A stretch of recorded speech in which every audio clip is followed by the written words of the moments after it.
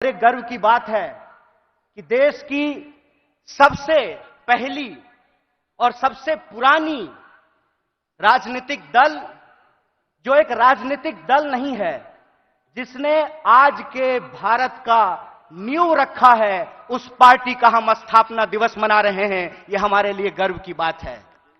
जब हम अपने पार्टी की स्थापना दिवस मना रहे हैं तो हमको कुछ बात अपने दिमाग में, अपने जहन में उतारने की जरूरत है। सबसे पहली बात यह है कि जब हम नागपुर में यहां मना रहे हैं तो जो लोग नागपुर को संघ भूमि बनाना चाहते हैं, उनको हम चुनौती देना चाहते हैं। जब तक कांग्रेस पार्टी जिंदा रहेगी, जब तक इस देश में एक भी कांग्रेसी कार्यकर्ता जिंदा रहेगा, अपने रक्त के आखिरी कतरे तक नागपुर को संघ भूमि नहीं, दीक्षा भूमि बना करके रखेगा। इस बात को याद रखिएगा। इस बात को याद रखिएगा कि जिस देश में हत्यारों का गाना गाया जा रहा है, उस देश में महात्मा गांधी पैदा हुए हैं। और महात्मा गांधी ने जिस पार्टी को बनाया है, जब तक वो पार्टी जिंदा रहेगी, तब तक आप इंसान को इंसान से नहीं लड़ा सकते हैं। हम बोलते रहेंगे, रघुपति राघव राजा राम, पतित पावन सीताराम, ईश्वर अल्लाह तेरो नाम, सबको सन्मति दे भगवान। हम यह तराना गाता रहेंगे। इस बात को याद रखिएगा।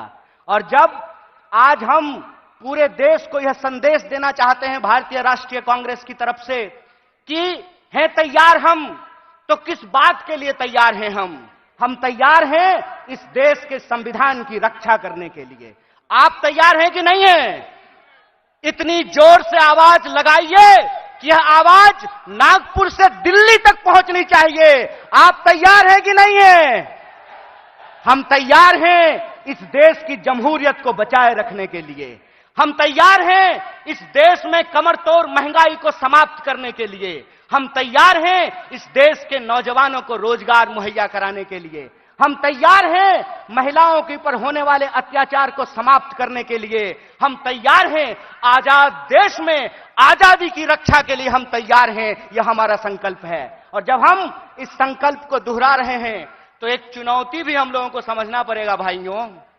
चुनौती यह है कि आप में से बहुत सारे लोगों को एक अनुभव हुआ होगा कि जब आप किसी पॉकेटमार को ट्रेन में पॉकेटमारी करते हुए पकड़ लेंगे तो पॉकेटमार इतना चालाक होता है कि वही जोर से चोर चोर चिल्लाना शुरू कर देता है।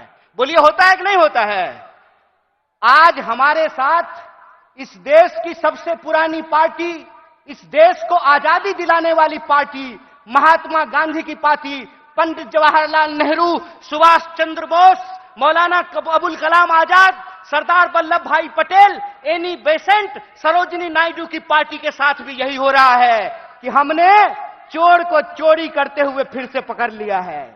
हमने इनको अंग्रेजों के साथ चाय पर चर्चा करते हुए देखा था, तो जो चाय बेचने की बात करते थे, हमने उनको देश बेचते हुए रंगे हाथ पकड़ लिया है।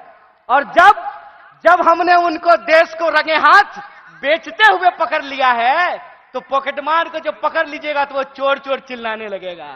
वो कहते हैं कि कांग्रेस इस देश में भ्रष्टाचार लेकर के आई। एक सवाल हम पूछना चाहते हैं, आज आप कांग्रेस के नेताओं के घर पे ईडी भेजते हैं। परसों जया शाह के पिताजी से वही कांग्रेस का नेता अगर फोन पे सेटिंग कर ले तो वो ईडी जो है अपना रास्ता कैसे भूल जाती है, वो पता कैसे भूल जाती है। इसका मतलब यह है कि जो पार्टी देश की पार्टी है, उस पार्टी को देश के आम लोगों के नजर में बदनाम किया गया है। और देश के आम लोगों के नजर में इसलिए बदनाम किया गया है कि अगर आप कांग्रेस के प्रति अपनी भावना छोड़ देंगे तो देश में कोई आपकी बात करने वाला नहीं रहेगा। इस बात को याद रखिएगा।